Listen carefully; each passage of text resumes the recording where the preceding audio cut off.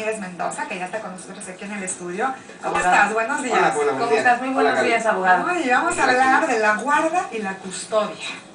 Guarda y custodia. ¿Esto qué es? ¿A qué se refiere, abogado? Sí. Bueno, todo menor tiene derecho a la convivencia familiar con sus progenitores. Esto es, que se integra al núcleo familiar como tal y que los progenitores de forma conjunta puedan darle la educación y todo lo que requiere por la misma edad.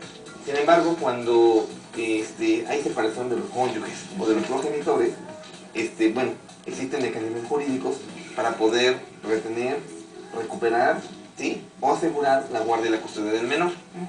En un ejemplo más específico, cuando estamos en algún divorcio, en asunto de divorcio, o que los progenitores o cónyuges o concubinos tienen algún pleito, bueno, normalmente siempre los que salen más perjudicados son los menores. Así es. Por lo tanto, nuestro Código Civil y nuestro Código de Procedimientos en materia civil contempla instancias, ¿sí?, y limitaciones jurídicas en virtud del cual se va a proteger que el menor esté debidamente respaldado protegido. o protegido en este caso. Ajá. Para lo cual existe un capítulo específico en el Código Civil referente a la guardia y la custodia. Esta es ejercida, como lo acabo de decir, por ambos progenitores. Cuando existe la separación de ellos, bueno, pues el menor tendrá que estar con uno. Normalmente es la mamá, por regla general. ¿Por qué la mamá, por regla general? Porque, bueno, nuestro Código Civil establece que los menores de 7 años estarán bajo la guardia y la custodia de la madre, salvo peligro grave. ¿Qué es esto? Peligro grave, que la mamá a lo mejor puede ser un peligro para el menor. Claro, que tenga algún problema de adicción. La adicción, exactamente, adicta. Problemas mentales. Exacto, alguna cuestión mental. Algún estado de interdicción, problemas mentales.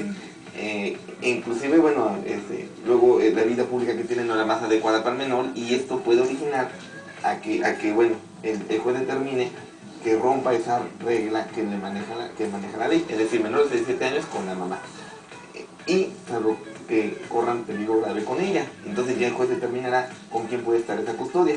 En el último ejemplo que puse, que luego la necesidad hace que las mujeres tomen caminos a lo mejor no más adecuados o trabajos, no es un elemento así contundente para que le quiten la custodia de su menor, salvo que esa actividad, y creo que sí se entiende a cuál me refiero, pues sí le perjudica al menor, ¿no? Claro. Que a lo mejor meta a hombres a su casa. Ajá, y que prostitución, pero que esa se ejerce en el domicilio, que esto, a lo mejor la menor habla de niña, pues corre un peligro muy grave, en virtud del cual el juez tome las medidas necesarias y rompa con esa regla que el código establece, por ley, menor de 7 años con la mamá. Con la mamá.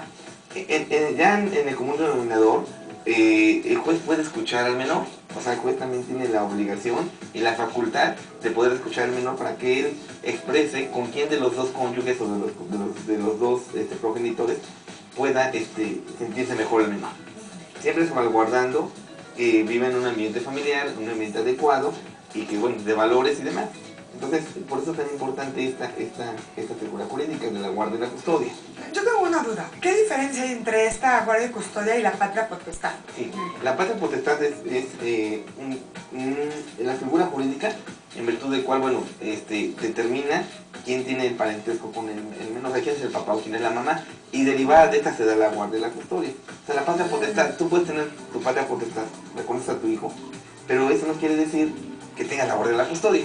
O sea, la patria potestad es un derecho inherente que se da al menor al momento que lo reconocen los padres como tal.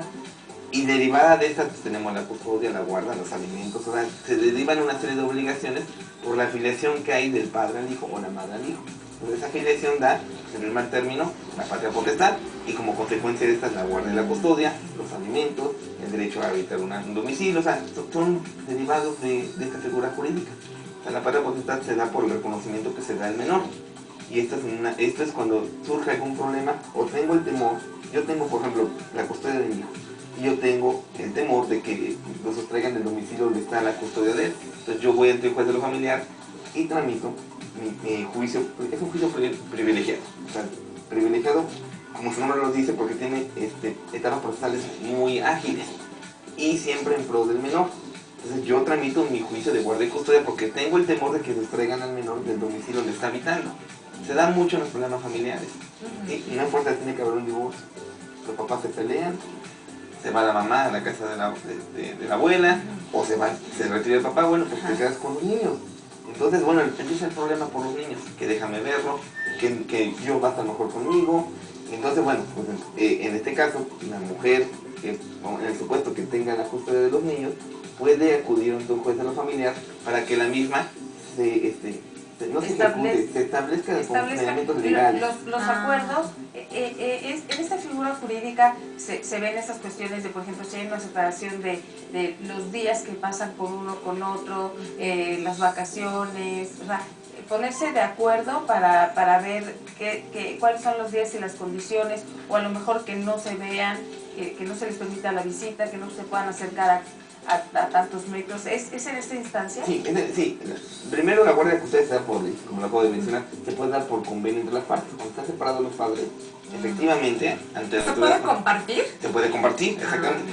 En los ratos y tiempos libres que tenga el menor, siempre y cuando no intervengan con su educación, bueno, pues esa custodia también el padre la puede tener.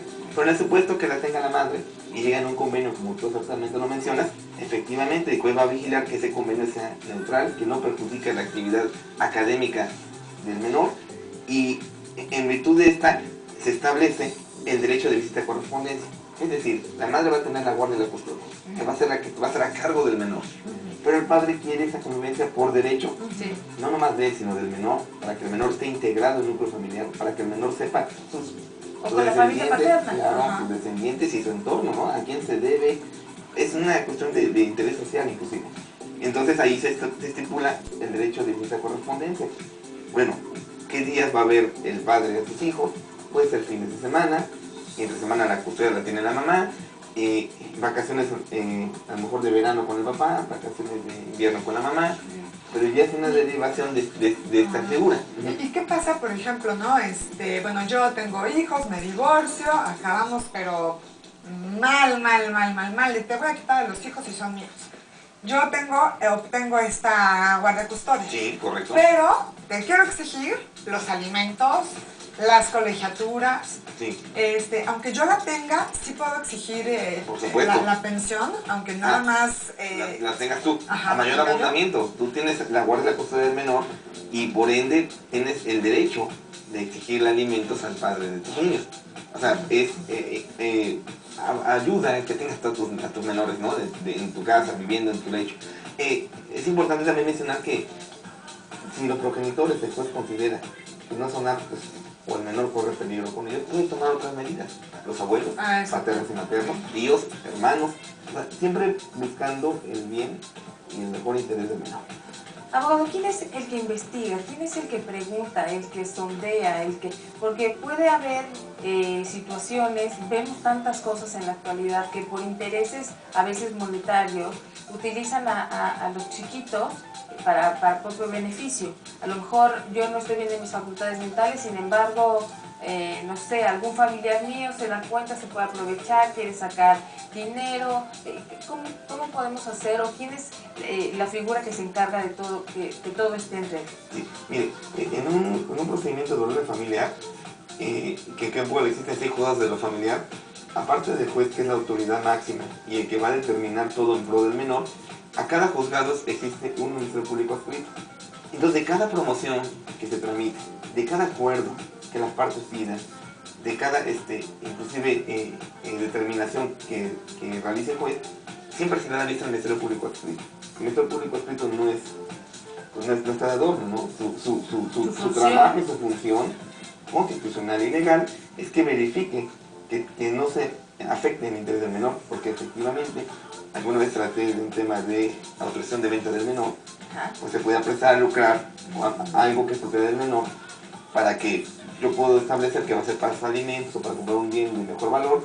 Y bueno, unilateralmente, si no existe esta figura como el Ministerio Público, que también autoriza o da su visto bueno. El Ministerio Público no olvidemos que es el representante social de nosotros. Entonces cada juzgado tiene su Ministerio Público adscrito. Independientemente de que se le da una conducta delictiva, bueno, los oficios se inician las investigaciones. Pero estamos en presencia de un tipo penal. Ya puede ser ahí violencia intrafamiliar, existen fraudes, existen diferentes tipos penales que se enfocan a investigar si existen violaciones o delitos en contra del menor.